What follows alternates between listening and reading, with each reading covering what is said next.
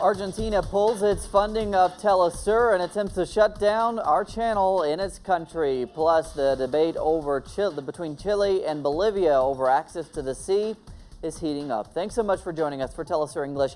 I'm Cody Weddle, and this is From the South. To begin today, the Argentinian government is being accused of censorship after deciding to remove teleSur from the country's public television lineup. The announcement made Sunday by Argentina's communication minister also contains language that threatens to shut down the branch of the Pan-Latin American channel in Argentina.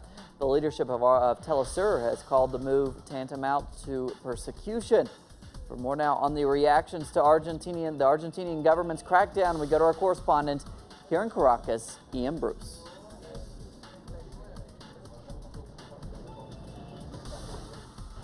The news that Argentina's government is to withdraw its support from teleSur didn't come as much of a surprise to community media organizations like this in Venezuela. They certainly see it as a blow to the alternative projects which both they and teleSur are a part of. But for them, that's not the end of the story. We're not going to allow them to destroy what is now ours.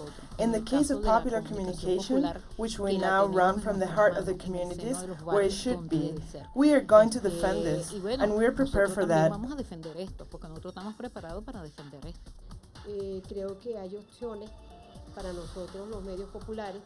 I think there are options for us in popular media. If they take away our signal, we can use the internet, put videos on YouTube, use our phones to record what is happening, so that they cannot get away with it.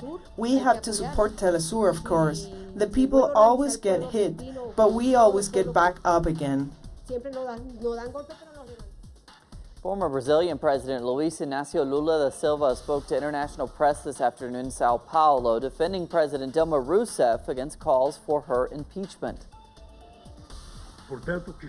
What they are trying to do to President Dilma Rousseff is rob her, and rob the Brazilian people who voted for her. Rights are what democracy is based on, and respect for the will of the majority of voters on election day. Lula's statements come amid a growing political crisis there in Brazil, in which members of Rousseff's own governing coalition are looking to undermine her government in the elections that brought her to power less than a year and a half ago. Leaders of the PMDB party are expected to decide tomorrow over whether to break their coalition with Rousseff's Workers' Party. The move could weaken her ability to block the impeachment process against her.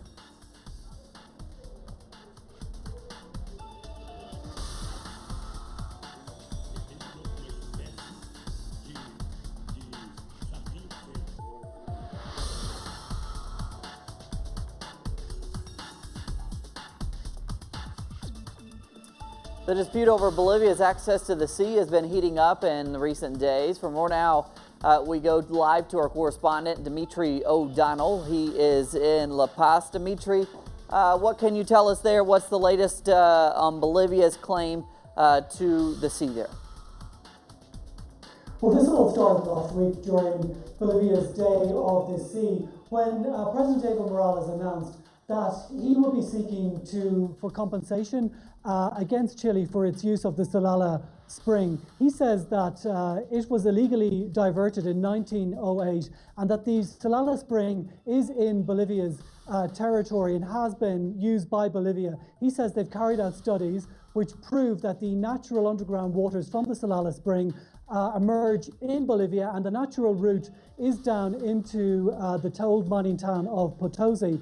But he says that Chile has been using these waters illegally for the past 108 years, and he is now seeking compensation from Chile to the tune of billions of dollars for compensation. All right, Dimitri O'Donnell there reporting from Bolivia. Dimitri, thanks so much.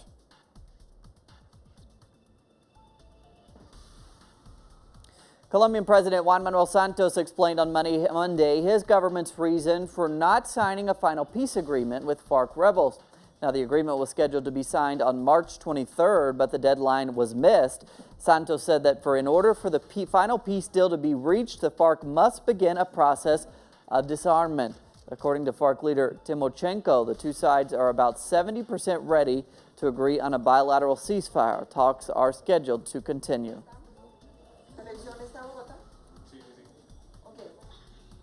Former Guatemalan President Otto Perez Molina and former Vice President Roxana Balderas, both of whom resigned over rampant government fraud last year, began to face trial Monday in the country's high-profile corruption scandal known as La Línea. Now, Perez Molina and Balderas and 30 other people, including several high-level officials, are implicated in the massive fraud network that operated a bribery scheme in the country's tax authority, with the former president and vice president as key ringleaders. Monday's hearing was scheduled to last 10 hours, but it was suspended over an attorney general's office appeal. It was not immediately clear when the trial would reconvene.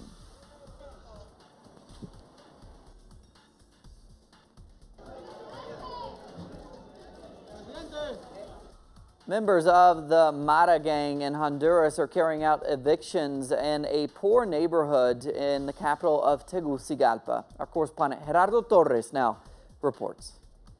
This is Las Torres neighborhood in Tegucigalpa, one of the city's most poor areas. 5 days ago, members of Maras came and ordered the evacuation of more than 30 families.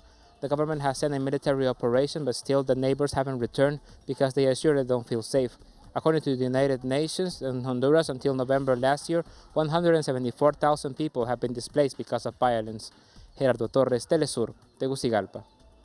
Caribbean countries have agreed on an action plan to strengthen regional cooperation and help governments address cybersecurity vulnerabilities. Our correspondent in St. Lucia now, Alison Kentish reports. The action plan is an acknowledgement that cyber attacks are up in the Caribbean region. Even as few cases are reported monthly and addressed, this is mainly due to lack of resources and perceived reputational damage. Francis Forbes heads CARICOM Impacts, the multilateral crime and security agency for 15 Caribbean countries. He says recently he was a victim of cybercrime, having his credit card information stolen and transactions tracked to the USA. He says it is evidence that no one is truly safe from cyber attacks. Computer crime today is big business. Just ask the lottery scammers who purchase lists of potential targets from those who steal people's personal information via the internet. Some of the most infamous recent attacks in the Caribbean include the theft of $150 million from the Bank of Nova Scotia in Jamaica in 2014 and a mass ransomware attack on Caribbean tax authorities, which blocked users from accessing their systems while demands for money were made. St. Lucia's technology minister says more needs to be done to ensure countries are adequately prepared to counteract cybercrime. We fall short in prevention and mitigation of criminal or malicious activity risks in cyberspace. The analysis of 49 indicators shows that several countries in our region are vulnerable to potentially devastating cyber attacks. 4 out of 5 countries do not have cybersecurity strategies or critical infrastructure protection plans. 2 out of 3 do not use command centers and cybersecurity control. The vast majority of our prosecutors lack the legal capacity to prosecute cybercrime actions. So, if we are to make the most of the so-called fourth industrial revolution, we need to create not only a modern and robust digital infrastructure, but also a secure one. Recommendations in the plan are based on the results of needs assessments carried out in Trinidad and Tobago, Grenada, Dominica, Antigua and Barbuda, and Barbados. Priority areas in the action plan include training, legislation, technical capacity, and law enforcement. The plan comes into effect immediately. Alison Kentish, telesur, St. Lucia. In the United States now, the governor of the state of Georgia has vetoed a religious freedom bill, as it's called there, after facing pressure from business interests. Now, the bill would have allowed faith-based organizations to refuse service to gay and transgender people. The bill has drawn national criticism for discriminating against same-sex couples.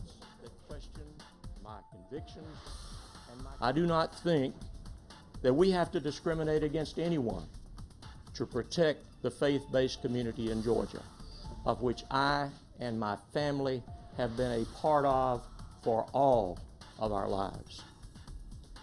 Our actions on House Bill 757 are not just about protecting the faith-based community or providing business-friendly climate for job growth in Georgia.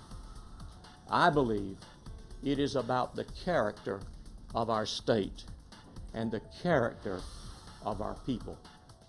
Belgium has released the only person arrested and charged for the Brussels attacks. According to Belgian media, his name was Faikel Chefu. He was suspected of being the mystery third man seen in CCTV footage of the bombers. In a statement, the Belgian Federal Prosecutor's Office said, quote, "The clues that led to the arrest of Faikel were not substantiated by the ongoing inquiry." On Sunday, Dutch anti-terrorism police arrested a man in Rotterdam on suspicion of preparing an attack on France. According to national prosecutors, 3 other people were also detained. They added that the suspect will be extradited to France as quickly as possible. UN Chief Ban Ki-moon paid a tribute to the victims of a gun attack that killed 20 people 1 year ago in Tunisia. Ban laid a wreath at the Bardo Museum where the tourists there were killed. He was accompanied by the president of the World Bank and Tunisia's culture minister. This visit is an expression of support and solidarity by the UN for the efforts of Tunisia in its democratic transition on various levels, the cultural, the political, but also in development and the economy. Lahore held funerals for the Christian victims of Sunday's suicide bombing in Pakistan that killed over 70 people in a public park. Among the victims were 29 children. Raids have been launched and several suspects have been detained there.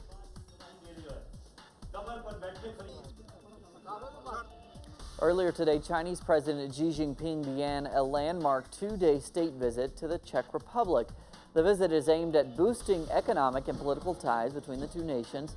The Chinese president's visit to Prague is his only stopover in Europe before flying to the United States. This is the result of efforts by Czech President Miloš Zeman to build a strategic relationship with Beijing. During his visit, Xi will participate in a business forum and is expected to sign a number of investment deals.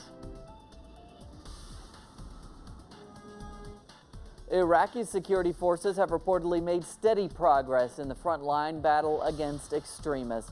On Thursday, Iraqi coalition troops started the first stage of military action in the city of Nivev, and that the extremists there have occupied since June 2014. This comes on the heels of them recapturing 2 other areas in Iraq in the past 6 months. And on Sunday, Syrian government forces backed by Russian airstrikes regained the ancient city of Palmyra.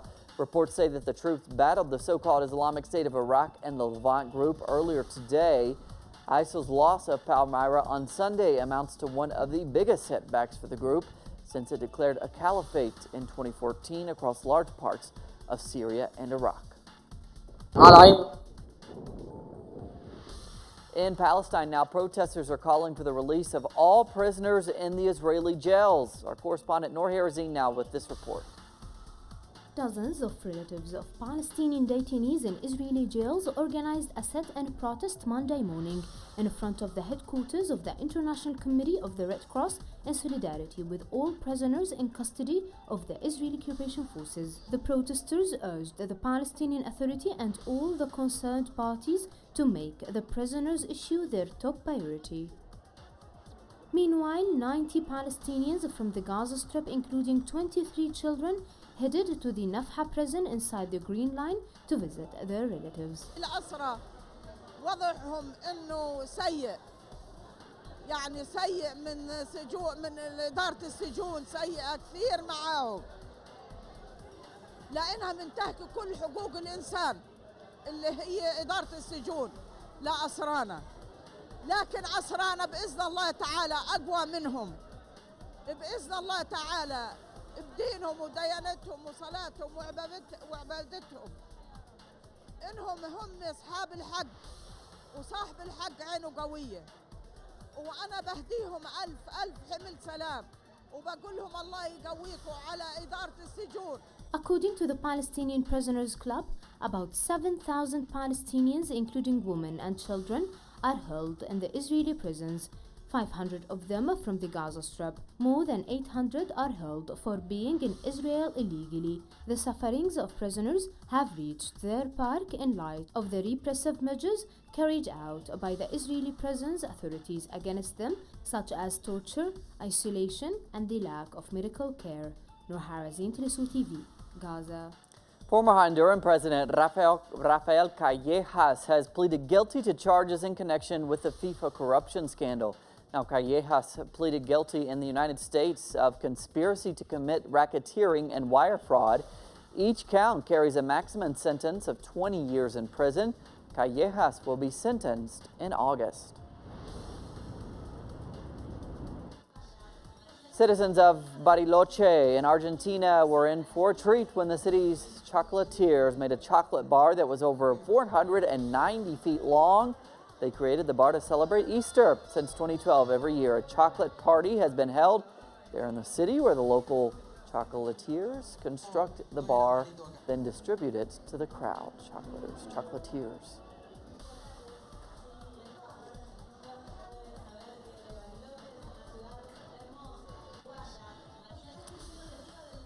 And that's a sweet note to go out on today. Thanks for being with us. Be sure to follow us on all of our social media accounts, Facebook, Twitter, and Instagram. Until tomorrow, we'll see you back here.